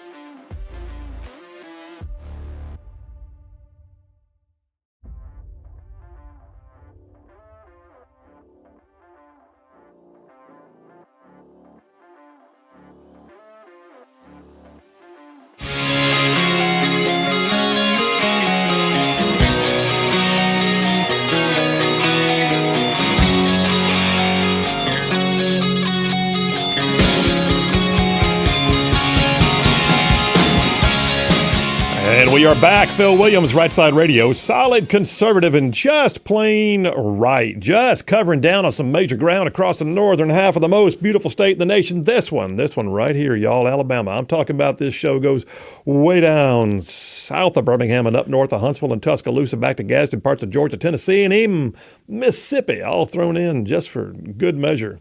Hey, by the way, I'll tell you who else covers a lot of ground is our friends at Southern Immediate Care. Southern Immediate Care, a chain of clinics that covers a huge swath of ground across our overly broad listening area. Southern Immediate Care, a chain of clinics in places like Gadsden, Anniston, Atala, 6 more locations around the Birmingham area. Y'all, they are open 7 days a week, and they will see all ages. I like to say from pediatric to geriatric, they'll see all of them. Southern Immediate Care is, by the way, who I use personally, and I mean that with all sincerity. I don't use them because they advertise. I was already using them, was so impressed with how friendly, courteous, how professional, how clean, every time I went in, that I thought I could brag on this. And so I just asked them, would you? And they said, yep, we'll advertise, because they're owned by a Rightside ruffian, it turns out. So yes, indeed, Southern Immediate Care. You need help even on a Saturday morning. You look them up, find the clinic nearest to you, head on down there and tell them you heard about it on Rightside Radio. I'd appreciate that. All right, listen, we might not get to Dipper number 3 for the day because Aaron from Huntsville is tiffed that we have had several comments about his call earlier. He's determined to call back in and give me some numbers that I just have to have. So, Aaron from Huntsville, hello again. All right, what's up, Bill? We're back. Yes, we are. All right. So what's your passion right now? My passion is getting misrepresented, and I'm not a liberal. I'm not a Democrat. I'm a guy that has kids that go to school, and that all their kids' friends were forced to wear muzzles, and everybody was getting rich. All these politicians were getting rich during this time, so I got really pissed off. So I started looking at all of it. And so what I realized is that the DOD, did you know the DOD merged with the FDA in 2018? Did you know that? You called back with some numbers on the dollar signs, right? Yeah. The dollar signs are getting there, but we got to get to the statement that the FDA became part of the DOD in 2018. Just so that you know, the DOD is where all the trillions go missing. Just like Rumsfeld in 2001 on September 10th when 2.3 trillion was missing. You remember that? And the Pentagon got bombed because you were there. Is that right? Are you doing a 9/11 conspiracy theory, or are you calling in about the economy? No, I'm talking about money. We're talking about numbers. Okay, but so far what you've done is you've tried to basically portray that 9/11 was a conspiracy in order to cover up a loss of $2.3 trillion I said in the DOD. that, no. That's not true. Let me ask you this question. Let me ask you this question. That's not true. Let me ask you this question, Aaron. Here's my question for you. Are you better off right now than you were 3 years ago? No. Okay. Absolutely not worse. Okay. Well, a while ago you said that basically the economy that we were dealing with was not Biden's economy, that it was Trump's fault. No. I said Biden looks good because Trump did so bad. Okay, but then what you're doing is you're excusing the current administration, which, at this point, you look at the fact that housing starts are down, housing costs are up, energy sector has been trampled. Labor force participation rate is way off. The interest rates are at a 40-year high, and they're high because they're trying to cool the rate of inflation, which is at a 40-year high. So I'll ask you this again. Does bacon cost more or less than it did 3 years ago? Well, Elon Musk made multiple billions of dollars. Jeff Bezos made multiple billions of dollars. You're not answering my question, man. I'm asking you a simple question. The Biden economy, we're 3 years into the Biden administration. Are you better off under Biden, or were you better off under Trump? It's progressively getting worse. It's been getting worse ever since 9/11. Okay. All right. I'm not going to go down. So the numbers. Let's get to the numbers. The numbers. Let's talk about Thank you. I think you called in with numbers, so let's go ahead and get that. Okay. So the numbers are, just keeping them in perspective, that Rumsfeld stole $2.3 trillion.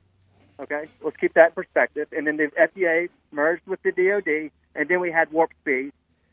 And warp speed is when the DOD basically used the healthcare system to control all the people, right? And so all these policies were originated on the international level at the WHO, at the WHO, and it just kind of trickles down from there. Nobody. You said earlier that we had a forensics department in Alabama. Who conducted forensics on any of that stuff? So let's go to the numbers. So Trump did $8.4 trillion.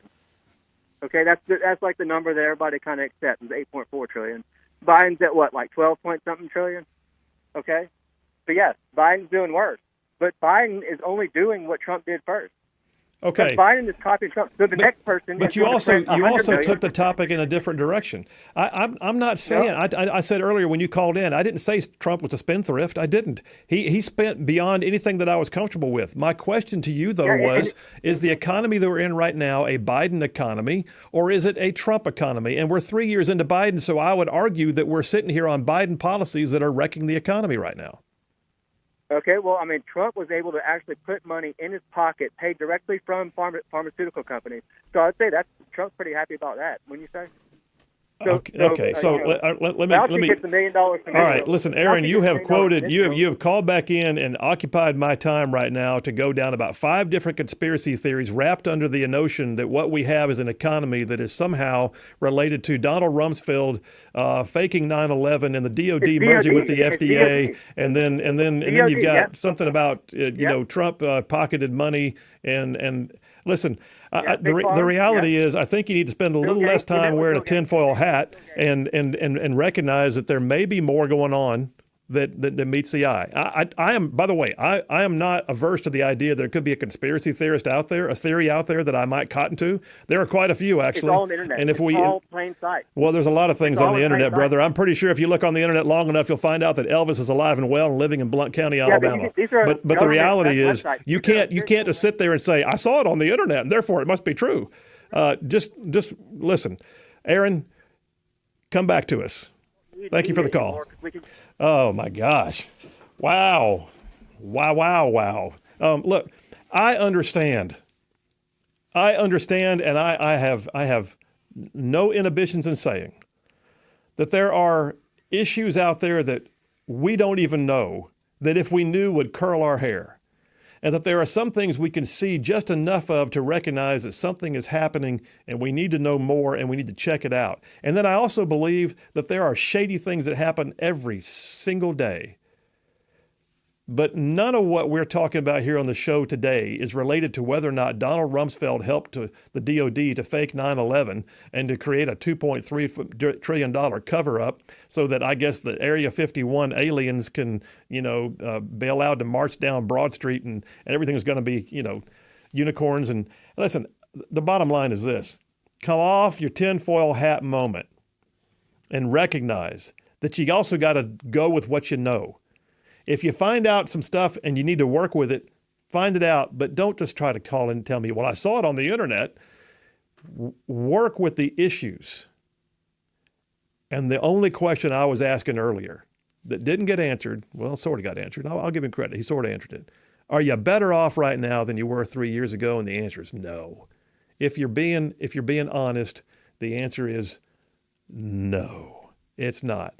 Well, I tell you what, let me, wow, bro, I burned some time on that one. You did, but you still have a little bit of time. I do. I'm going to take a few text messages before we, I'm going to tell you right now, Aaron's not going to like these text messages, I can tell already. John from Lexington, South Carolina. I am friggin' stupid right now after that call. So, okay. JT, Lacey Springs. Can we have a jackassery sound effect for Aaron? I'm not going to do that to him. I'm not going to do that to him. I'm not going to play the jackassery sound effect. By the way, I usually reserve jackassery for politicians who do stupid stuff. So, anyway, Joe from Indiana. Joe from Indiana? We got. That's right. We got 2 Joe. We got a Joe and a Jeff from Indiana. Joe from Indiana. Is there some law preventing the Democrats from rescheduling their convention to get their paperwork in on time? Well, so here's the thing, Joe. The reality is it's probably going to be hard to change that because there's so many hotels and convention centers and everything's been laid on for the longest time. But they do have options, and they need to execute on those options. And the biggest option they've got, and what they need to be doing, the Democrats, is they need to come down here with a bit of a oops kind of attitude and say, we did not see that coming. Our bad. Here's what we'd like to ask you to accommodate us. Can the legislature please pass something? We'll be glad to make known that you helped us. And the Democrats in the legislature can get a little credit because they'll be the ones sponsoring the bill. And the Republican House and Senate leadership will agree to get it passed. And it'll pass. But just lambasting us from afar, probably not the best way to go. That's like saying, you're banging on the door demanding to be let in when the guy on the other side is just saying, if you'll just ask nicely. And it doesn't always work when you just bang on the door. Curtis from Gadsden got a brand new texture there. Curtis from Gadsden, who also says, Semper Fi, Desert Storm Vat, thank you for your service, sir. Says, never argue with a Democrat. It's like mud wrestling with a pig. You get muddy and the pig likes it. Nice. Pam from Locust Fork, where'd it go? Says, Chicago is a prime example of gun control. Yes, in fact, it is. And I read a stat earlier that said in Chicago right now, which has the highest level of gun control, that it is you have a 1 in 15 chance of getting shot in Chicago. Gary from Decatur, so much to think about this weekend. Not, that's what he says. So yeah, man, give your brain a rest. This is all good. Jeff from Indiana, hey Phil, you can't fix stupid. Don't even try. Okay. Lee from Huntsville, is it conspiracy day? The answer to your question is no. No one is better off due to inflation. Our money is worth less. Things cost more. That's all. Thank you. Bob from Madison says, that's a guy who needs to go to the hospital. And he didn't say what kind. Rita from Scottsboro says, Phil, I'm kind of surprised you don't know it's Trump's fault that the Democrats forgot all about the calendar. They're too busy watching Trump to see when he's next court next time. You are correct, Rita. It's always Trump. What was I thinking? And then Glenn from Blunsville, one more time, he says, I need to learn how to say please and thank you. Did you read John from Harvest? Oh, did I miss that one? Where he is said, it? I support gun control properly defined, which is being able to hit what you're aiming at. That's exactly right. Gun control is proper sight picture, breath control, and sight alignment. Yes, it is. Thank you for John from Harvest. All right, listen, we're going to take a break right now. Last break of the week, and I'll come right back and, see where we can go. I had a whole dipper, man. It got waylaid. Phil Williams, Rightside Radio. Y'all stay tuned. We will be right back.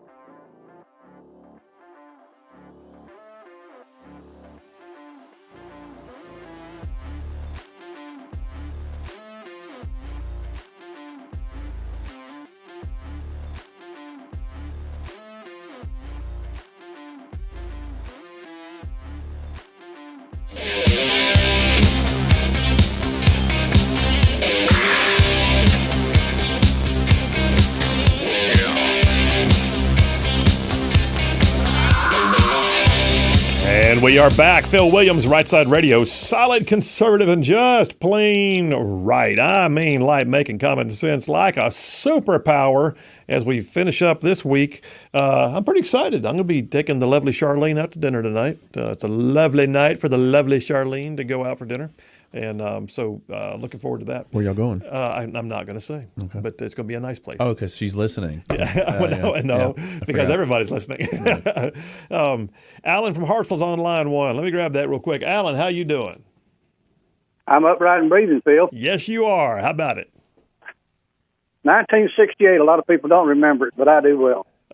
When the protest at the Democratic Convention in 68 here in Vietnam, how